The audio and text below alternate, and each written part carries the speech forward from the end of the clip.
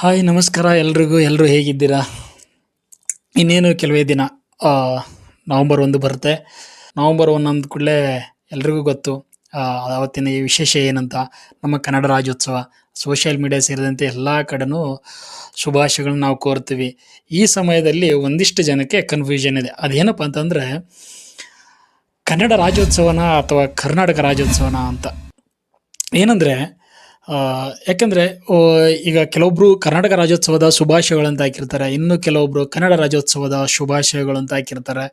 But ಕೆಲವೊಂದು ಸರಿ ಏನಾಗುತ್ತೆ ಕಮೆಂಟ್ಗಳಲ್ಲಿ, ಇದು ಕನ್ನಡ ರಾಜ್ಯೋತ್ಸವ ಅಲ್ಲ ಕರ್ನಾಟಕ ರಾಜ್ಯೋತ್ಸವ, ಕರ್ನಾಟಕ ರಾಜ್ಯೋತ್ಸವ ಅಲ್ಲ ಕನ್ನಡ ರಾಜ್ಯೋತ್ಸವ ಅಂತ ತುಂಬ ಜನ ಡಿಬೇಟ್ ಮಾಡ್ತಾ ಇರ್ತಾರೆ. ಅದು ವಿಶೇಷವಾಗಿ ರಾಜಕಾರಣಿಗಳ ಪೋಸ್ಟ್ಗಳಲ್ಲಂತೂ ಈ ರೀತಿಯ ಒಂದು ಡಿಬೇಟ್ ನಾವು ನೋಡ್ತೀವಿ ಕಮೆಂಟ್ ಬಾಕ್ಸಲ್ಲಿ.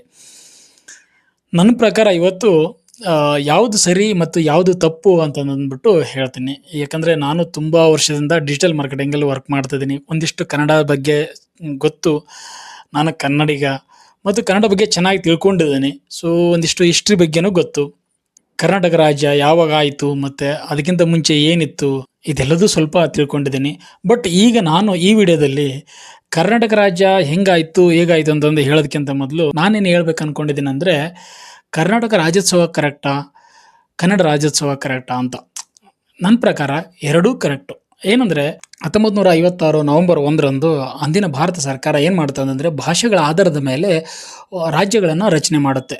ಆ ಸಮಯದಲ್ಲಿ ತೆಲುಗು ಮಾತಾಡೋರನ್ನ ಆಂಧ್ರ ಪ್ರದೇಶ, ತಮಿಳು ಮಾತಾಡೋರನ್ನ ತಮಿಳುನಾಡು, ಮಲಯಾಳಂ ಮಾತಾಡೋರನ್ನ ಕೇರಳ, ಹೀಗೆ ಕನ್ನಡ ಮಾತಾಡೋರನ್ನ ಎಲ್ಲ ಸೇರಿ ಒಟ್ಟಿಗೆ ಹೈದರಾಬಾದ್ ಕರ್ನಾಟಕ ಇರ್ಬೋದು, ಮುಂಬೈ ಕರ್ನಾಟಕ ಇರ್ಬೋದು, ಮದ್ರಾಸ್ ಕರ್ನಾಟಕ ಇರ್ಬೋದು ಮತ್ತು ಮೈಸೂರು ಸೇರಿದಂತೆ ಎಲ್ಲವನ್ನೂ ಸೇರಿಬಿಟ್ಟು ಮೈಸೂರು ರಾಜ್ಯ ಅಥವಾ ಕನ್ನಡಿಗರು ಅಂತಂದು ಕನ್ನಡಿಗ ರಾಜ್ಯ ಅಂತಂದು ಮಾಡುತ್ತೆ. ಬಟ್ ಮುಂಚೆ ಇದು ಮೈಸೂರು ರಾಜ್ಯನ ಅಂತಲೇ ಇರುತ್ತೆ.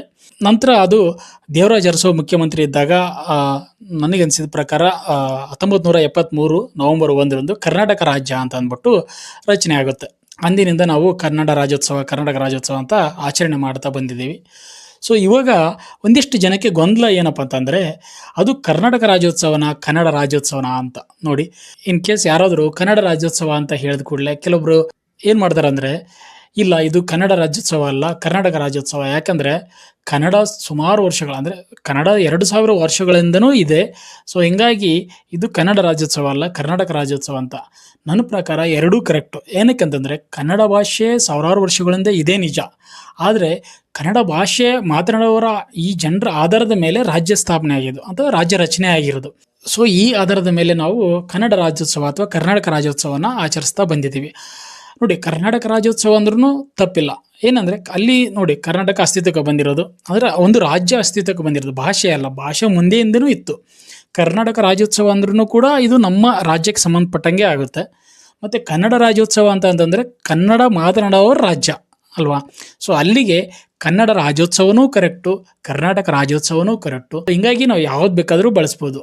ಕನ್ನಡ ರಾಜ್ಯೋತ್ಸವನಾದರೂ ಬಳಸ್ಬೋದು, ಕರ್ನಾಟಕ ರಾಜ್ಯೋತ್ಸವನಾದರೂ ಬಳಸ್ಬೋದು. ಸೊ ಗೊಂದಲ ಬೇಡ. ಒಟ್ಟು ನಾವೆಲ್ಲರೂ ಕನ್ನಡಿಗರಲ್ವ, ಕನ್ನಡ ಮಾತಾಡ್ತಿದ್ದೇವಲ್ವ, ಕನ್ನಡ ಪ್ರೀತಿಸ್ತಿದ್ದೀವಿ. ಹಿಂಗಾಗಿ ನೀವು ಯಾವುದು ಬೇಕಾದರೂ ಯೂಸ್ ಮಾಡ್ಬೋದು. ಒಟ್ಟಿನಲ್ಲಿ ಕನ್ನಡವನ್ನು ಬಳಸಿ, ಬೆಳೆಸಿ, ಉಳಿಸಿ. ಇಷ್ಟೇ. ಧನ್ಯವಾದಗಳು. ನಿಮಗೇನಿಸುತ್ತೆ ಅನ್ನೋದನ್ನ ಕಮೆಂಟ್ ಮೂಲಕ ತಿಳಿಸಿ.